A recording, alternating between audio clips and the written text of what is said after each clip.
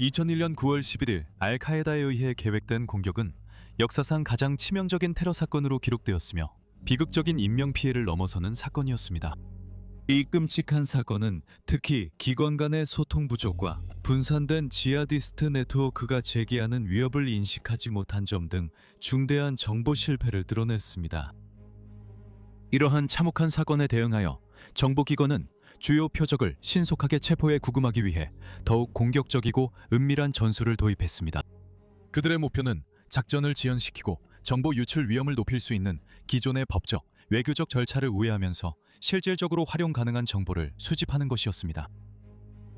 당시 대통령이었던 조지 W 부시의 완전한 인지와 승인하에 CIA는 지금은 블랙사이트로 알려진 임시시설을 설치했고 그곳에서 9월 11일과 연관된 가장 악명 높은 테러리스트들이 구금되어 신문을 받았습니다. 알카에다의 추가 공격을 저지하기 위해 중요한 정보를 얻으려는 기법들이 사용되었습니다. 이 시설들에서 어떤 일이 일어났는지 그리고 어디에 위치해 있었는지는 수년이 지난 후에야 밝혀졌습니다. 이 영상에서는 블랙사이트와 그곳에 수감된 테러리스트 그리고 정보 획득을 위한 논란의 강화 신문 기법들을 자세히 살펴보겠습니다. 워즈 오브 더 월드에 오신 것을 환영합니다.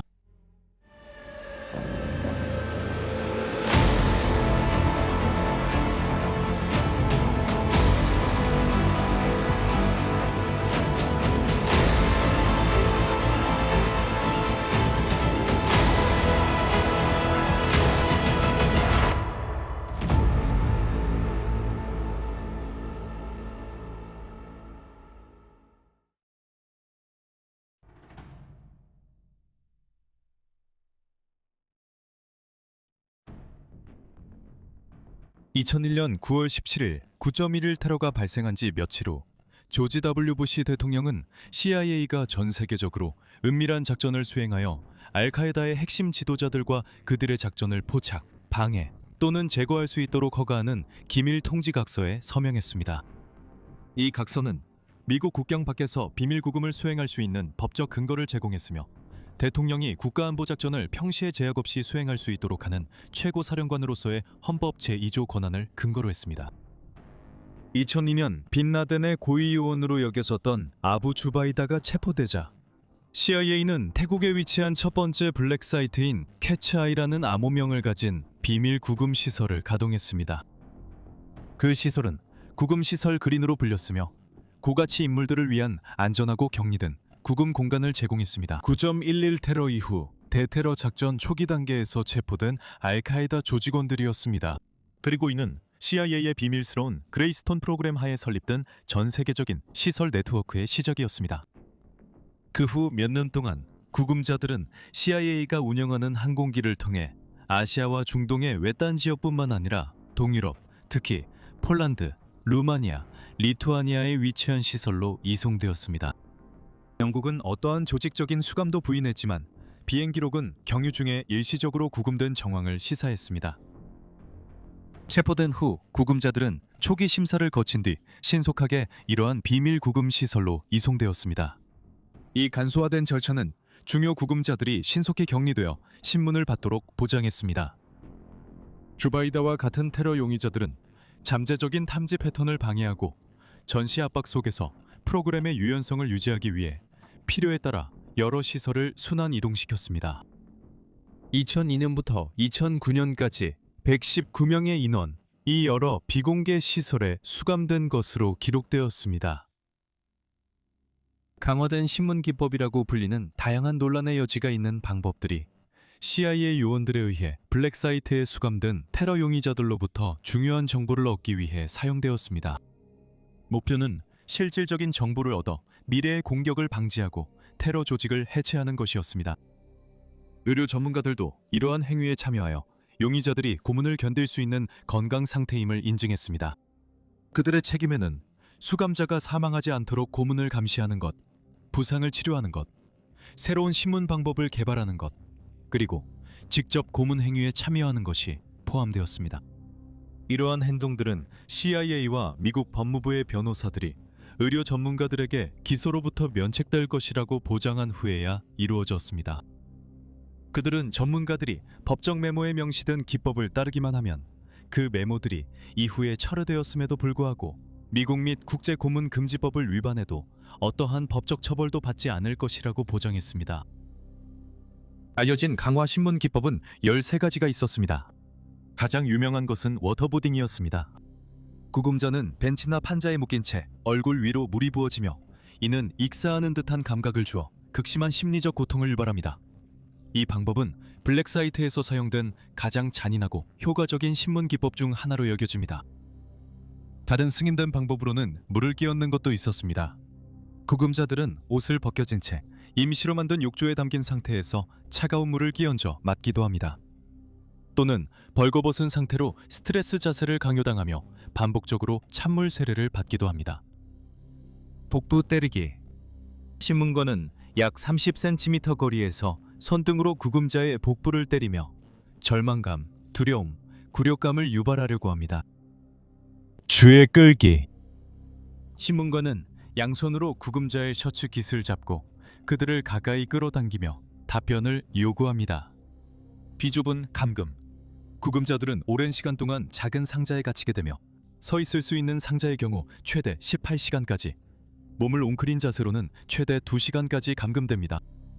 식이 조작. 구금자들은 고형 음식을 빼앗기고 밍밍한 액체만으로 생활합니다. 얼굴 잡기. 신문관은 구금자의 얼굴 양쪽을 단단히 잡아 머리의 움직임을 제한합니다. 뺨 때리기나 얼굴을 때리는 모욕. 손바닥으로 턱과 귀 사이의 얼굴 부위를 때리며 신문 중에 구금자가 신체적 힘에 노출될 것이라는 인식을 강화합니다. 나체. 강화된 신문 기법과 나체 상태를 결합하면 구금자의 무력감과 수치심이 더욱 커집니다. 고통 자세. 구금자는 근육에 부담을 주는 앉은 자세나 선 자세를 취해야 하며 이러한 자세를 오랜 시간 동안 유지해야 합니다. 수면 박탈. 이 기법은 고통 자세와 함께 자주 사용되며 구금자를 최대 180시간까지 깨어있게 합니다. 많은 이들이 그 결과로 환각을 경험했다고 보고했습니다. 벽 기대기 자세. 구금자는 벽에서 약 4피트 떨어진 곳에 서서 앞으로 몸을 기울여 손가락이 벽에 닿을 때까지 버티게 됩니다. 신문관은 이 자세를 무기한 유지하라고 강요합니다. 이러한 방법들과 함께 승인되지 않은 다양한 기법들도 사용되었습니다. 여기에는 모의 처형과 폭력이 포함되어 있었으며 구금자들은 총기나 전동 공구를 이용한 위협에 직면하거나 극심한 공포를 심어주기 위한 모의 처형 상황을 겪었습니다. 의학적으로 불필요한 직장 수분 보충, 직장 내 수액 주입, 직장 영양 공급과 같은 시술들이 임상적 근거 없이 주로 지배와 통제를 목적으로 시행되었습니다. 기타 전술로는 성적 학대 위협이나 가족에게 해를 가하겠다는 협박, 전기 충격, 극도의 감금, 신체적 학대 등이 있었습니다. 하지만 이런 극단적 신문이 실제로 효과 있었을까요? 일부 경우 효과가 있었고 수천 명의 생명을 구했을 가능성도 있었습니다. 비밀 구금 시설에 수감된 테러리스트들 중에는 2003년 3월 1일 파키스탄에서 체포된 9.11 테러의 주모자 칼리드 셰이크 모하메드도 있었습니다. 그는 CIA에 의해 고강도 신문 기법을 당했으며 한 달 동안 183번이나 워터보딩을 당했습니다. 이러한 신문을 통해 알카에다의 2차 공격 계획이 확인되었고 궁극적으로 2011년 오사마 빌라덴의 위치를 파악하는 데 도움이 된 연락책 아부 아흐메드 알 쿠웨이티에 대한 정보도 얻을 수 있었습니다. 암지빈 알시브는 9.11 테러의 물류를 담당했던 인물로 2002년 9월 11일에 체포되었습니다. 그의 신문을 통해 테러 모의자들과 자금 지원자들 사이에 중요한 연결고리, 그리고 알카에다의 통신에 관한 정보가 밝혀져 추가 공격을 막는 데 도움이 되었습니다. 리드완 이사무딘, 함자발리로도 알려진 자마아트 이슬라미의 지도자이자 동남아시아 이슬람 무장단체의 수장은 2003년 8월 11일에 체포되었습니다. CIA 비밀 구금 시설에서의 그의 신문은 동남아시아에서 계획된 공격을 저지하는 데 기여했으며 2002년 발리 폭탄 테러와의 연관성도 밝혀냈습니다. 전반적으로 이 구금자들로부터 얻어진 정보만으로도 여러 테러 음모를 저지하는 데 크게 기여했으며 6,000건이 넘는 작전에 활용할 수 있는 정보 보고서가 작성되었습니다. 하지만 CIA가 항상 맞는 사람을 잡은 건 아니었습니다. 그리고 잘못된 구금의 대표적인 사례 중 하나는 칼레드 알마즐이라는 독일 국적의 레바논계 시민이었습니다. 그는 2003년 12월 31일 세르비아 마케도니아 국경에서 마케도니아 당국에 의해 체포되었습니다. 그는 알카에다 조직원인 칼리드 알마즈리와 이름이 비슷하다는 이유로 오인되었습니다. 알마즈리는 CIA의 아프가니스탄 블랙사이트로 이송되어 약 5개월 동안 테러와의 연관성에 대한 증거 없이 구금되었다가 2004년 5월 28일 석방되었습니다. CIA는 나중에 그 실수를 인정하고 그의 독일 귀국을 도왔습니다. 알마즈리는 미국을 상대로 소송을 제기하며 자신이 4개월 동안 신문과 고문을 당했다고 주장했습니다. 정부는 국가기밀 특권을 성공적으로 주장해 사건을 기각시켰습니다. 소송이 진행되면 국가안보를 위협할 기밀 정보가 공개될 수 있다고 했습니다. 하지만 북마케도니아를 상대로 제기된 관련 소송에서는 역사적인 승리를 거두었습니다. 알마즈리의 신원오인 사건은 예외적인 경우가 아니었습니다. 기밀 해제된 보고서에 따르면 119명의 구금자 중 최소 26명이 잘못 구금된 것으로 드러났으며 이는 전체의 약 22%에 해당합니다. 이러한 실수들은 불완전한 정보에 의존한 9.11 테러 이후에 신속한 대테러 조치들 때문으로 여겨졌습니다.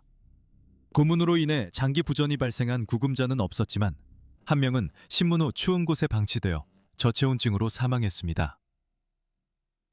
2002년 말 CIA가 공식적인 송환 절차 없이 테러 용의자들을 신문을 위해 해외로 이송하는 특별 송환을 사용했다는 보고가 나왔습니다. 종종 더 가혹한 방법을 쓰는 이집트나 요르단으로 이송됐습니다. 이 시점에서는 단지 소문에 불과했습니다. 그러나 2004년 10월 휴먼 라이츠 워치가 CIA의 비밀 구금 프로그램이 체계적으로 이루어지고 있다고 보고했으며 여기에는 아프가니스탄과 파키스탄에서 공식적으로 인정받지 못한 유령 수감자들도 포함되어 있었습니다. 미국 관리들은 이 주장들을 추측일 뿐이라며 즉시 일축했습니다. 2005년 11월 2일 워싱턴 포스트가 이를 폭로하면서 대중이 블랙사이트의 존재를 알게 된 것은 그때가 처음이었습니다. CIA는 동유럽, 태국, 아프가니스탄에서 비밀 감옥을 운영하며 주요 알카에다 인물들을 강화된 기법으로 신문한 내용을 자세히 다뤘습니다. 이후 CIA는 이러한 해외 시설의 존재를 인정하고 외교적 문제를 피하기 위해 구금자들을 다른 곳으로 옮겼습니다. 2007년 8월 뉴요커 기사에서는 워터보딩과 같은 기법의 사용과 이러한 행위가 신문자와 구금자 모두에게 미치는 심리적 영향에 대한 추가적인 통찰이 보도되었습니다. 유럽의 조사도 이어졌습니다. 유럽 평의회와 유럽의회는 비밀 감옥과 불법 송환에 대한 의혹을 조사했습니다. 유럽의 항공편과 법원은 나중에 폴란드, 루마니아, 리투아니아가 CIA 구금 시설을 제공함으로써 인권 의무를 위반했다고 판결했습니다. 미국에서는 아부그라이브 감옥에서 촬영된 사진이 공개된 후 사회적 논쟁이 격화되었습니다. 아부그라이브는 군사시설이었고 CIA 비밀 구금소는 아니었지만 그 사실이 밝혀지면서 테러와의 전쟁 기간 동안 구금자들에 대한 대우에 대한 감시가 더욱 강화되었습니다. 또 다른 큰 논란은 증거 파기에 관한 것이었습니다. 2005년 CIA 관계자들은 아부 주바이다를 포함한 신문 과정을 기록한 비디오 테이프를 삭제하라고 지시했습니다. 비판론자들은 이 행위가 책임 추궁을 방해했다고 봤습니다. 휴먼 라이츠 워치와 국제 앰네스티는 강화된 신문 기법을 고문으로 분류하며 심각한 심리적, 신체적 고통을 근거로 들었습니다. 하지만 지지자들은 이러한 조치가 참수나 대규모 폭격과 같은 적의 행위에 비해 덜 해롭다고 주장합니다. 2009년 1월 22일 버락 오바마 대통령은 행정명령에 서명하여 CIA의 블랙사이트 프로그램을 사실상 종료하고 구금시설을 금지했으며 강화된 신문기법을 금지했습니다. 이 지침은 기존 시설의 폐쇄를 시작하고 고가치 수감자들을 관타나모만과 같은 국방부 시설로 이송하도록 명령했으며 이 과정은 2010년 초까지 완전히 시행되었습니다. 최근의 법적 전개 속에서 2022년 미국 대법원은 CIA 블랙사이트와 관련된 정보가 국가 기밀 특권에 의해 보호된다고 판결하여 민사소송에서 해당 정보의 공개를 막았습니다. 한편 영국에서는 2025년에 관타나모 수감자 학대에 CIA가 연루되었다는 의혹과 관련된 청문회가 시작되었습니다. 하지만 2025년까지 새로운 블랙사이트 활동이나 비밀 이송과 관련된 증거는 나타나지 않았으며, 이는 과거 행동에 대한 미국 요원들에 대한 책임 추궁의 한계와 지속적인 법적 장애물을 강조하는 결과가 되었습니다. 회고록에서 부시 전 대통령은 강화된 신문 기법의 사용을 옹호하며 이것이 고문에 해당하지 않는다고 주장했습니다. 반대로 오바마 전 대통령은 이러한 관행을 공개적으로 고문이라고 비난했으며, 영국 정부 역시 부시의 주장을 거부하고 오바마의 견해를 지지했습니다. 블랙사이트의 존재는 행정부 권한, 비밀 유지, 정보 활동, 감독, 그리고 인권을 둘러싼 논의에 상당한 영향을 미쳤습니다. 그리고 9.11 테러 이후 20년이 지난 지금도 블랙사이트는 여전히 계속되고 있는 세계적인 테러와의 전쟁에서 가장 상징적이고 논란이 많은 장 중 하나로 남아 있습니다.